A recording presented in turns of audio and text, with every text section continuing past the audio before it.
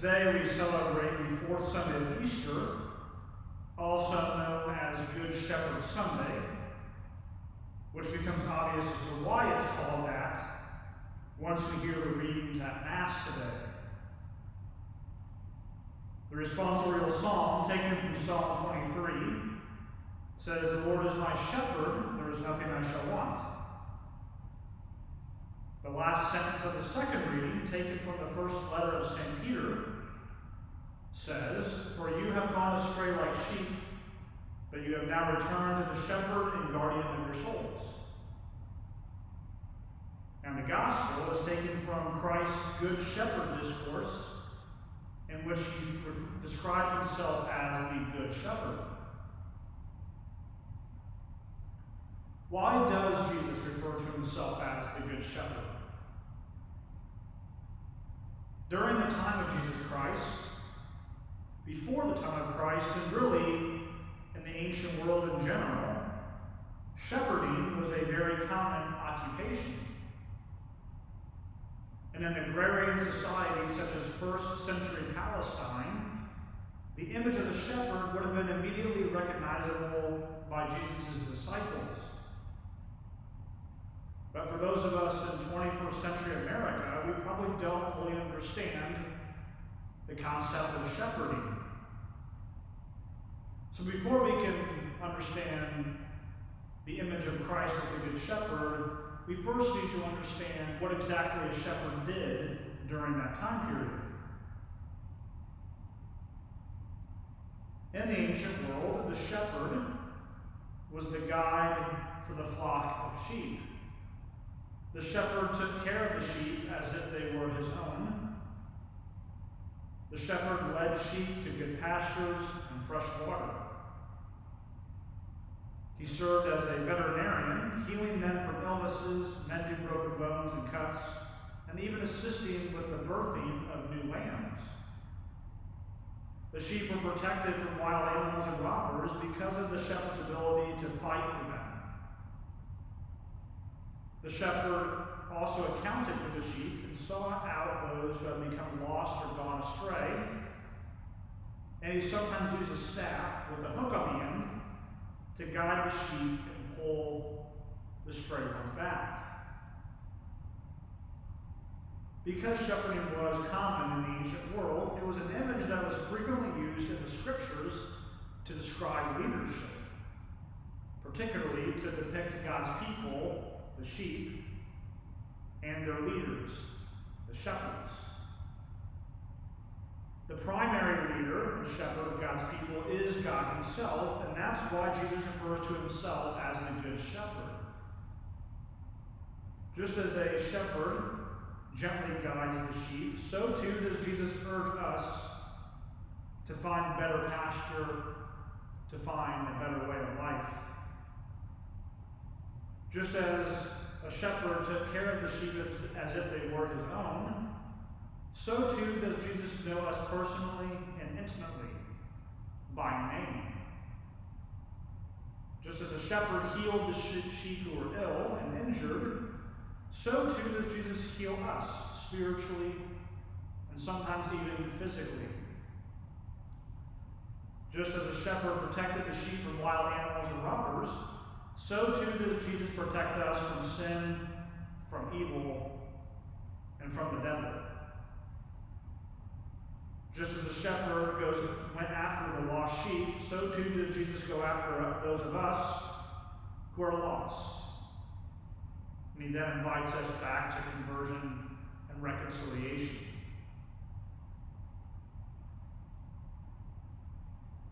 But that's not all. If we read a little farther into John's Gospel, in fact, if we read just some verses after our Gospel passage for today, Jesus says this: "I am the Good Shepherd. A good shepherd lays down his life for the sheep. I lay down my life in order to take it up again. No one takes it from me, but I lay it down on my own."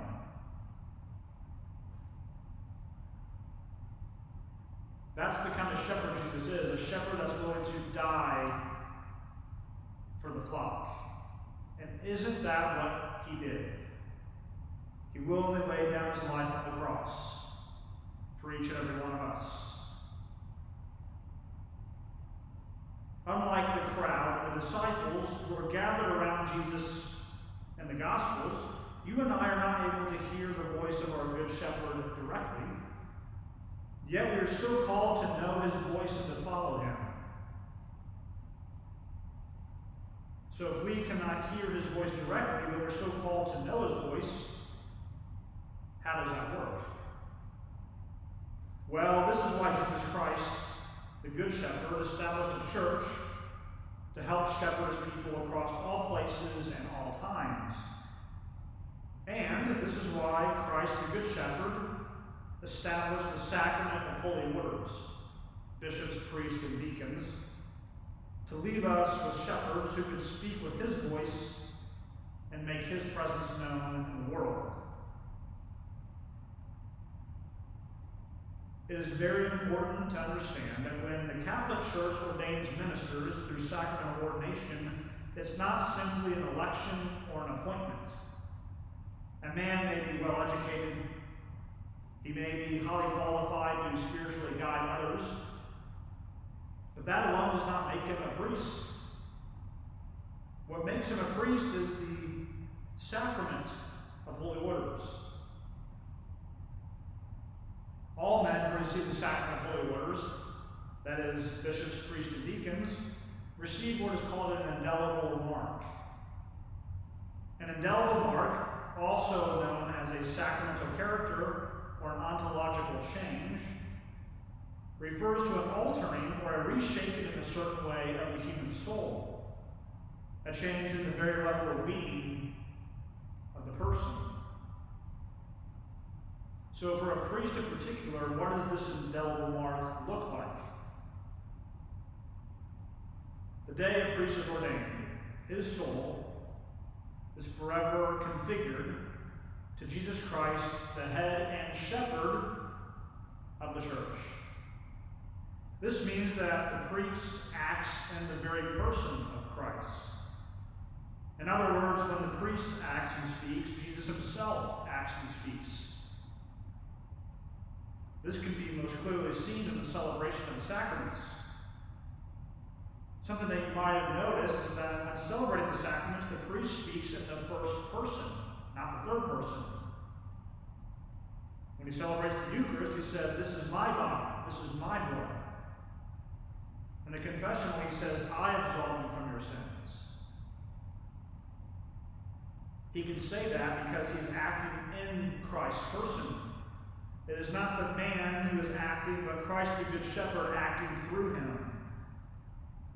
This is why a bishop holds a staff in his hand during liturgies to resemble a shepherd's staff.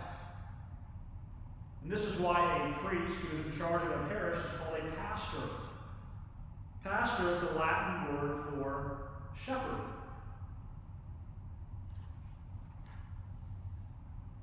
Every Good Shepherd Sunday, we also celebrate the World Day of Prayer for Vocations. This is the 57th anniversary of the World Day of Prayer for Vocations. According to the United States bishops, the purpose of the World Day of Prayer for Vocations is to publicly fulfill the Lord's instruction to pray the Lord of the harvest to send laborers into his harvest. This day of prayer affirms the primacy of faith and grace in all that concerns the vocations to the priesthood and to the consecrated life. While appreciating all vocations, the Church concentrates its attention this day in particular on vocations to the ordained ministries, which is priesthood and diaconate, to the religious life in all its forms, male, female, contemplative, apostolic, to societies of apostolic life, and to secular institutes. I want to reiterate a couple of things of what these bishops said about today. First of all, we are praying particularly today for vocations to priesthood and consecrated life. This does not mean that the other vocations are not important. No, all vocations are important. In fact, there is an entire week dedicated every year in February to marriage. But today, particularly today, the church asks us to pray for priesthood and consecrated life. Secondly, I would love to talk about all the vocations that the United States bishops mentioned to be prayed for today: priesthood, diaconate, religious life, societies of apostolic life, secular institutes. They are all beautiful vocations, but for time's sake, I can't talk about all of them. So I want to address, in particular today, our young men in regards to the priesthood, because I think it's most fitting to talk about priesthood on Good Shepherd Sunday, since a priest is what? Configured to Jesus Christ, shepherd of the church. Young men who are listening, have you ever considered the priesthood? Have you felt God nudging you in that direction? Do thoughts of the priesthood cross your mind from time to time? Does the life of a priest seem attractive to you? If so, have courage to pursue that possible calling from God. What kind of priest does the church need? First, let's start with what kind of priest does the church not need? The church does not need priests who solely think of themselves as CEOs. The church does not need priests who solely think of themselves as managers of a corporation. The church does not need priests who solely think of themselves as counselors or social workers. The church does not need priests who live lives of bachelorhood and are absent from their people's lives. The church does not need priests who seek attention, glory, and honor for themselves. The church does not need priests who lack virtue and who are lazy, self-centered, and cowardly. If this is the kind of priesthood that you have in mind, don't even bother applying to the seminary. The church does not need priests like that. So what kind of priest does the church need? The church needs priests who are true fathers, in every sense of that word father, who are present to their spiritual children in good times and in bad times. The church needs priests who are good and patient teachers of the faith. The church needs priests who are men of prayer, who are virtuous, and who have a zeal for the salvation of souls. The church needs priests who have the courage to speak the truth and to be countercultural. The church needs priests who are willing to make sacrifices for their people. The church needs priests who are willing to engage in the spiritual battle and fight against Satan and the demons for the protection of their people. The church needs priests who model their lives after Jesus Christ, the Good Shepherd, who, like him, would be willing to die for their flock. The church needs priests who act as another Christ.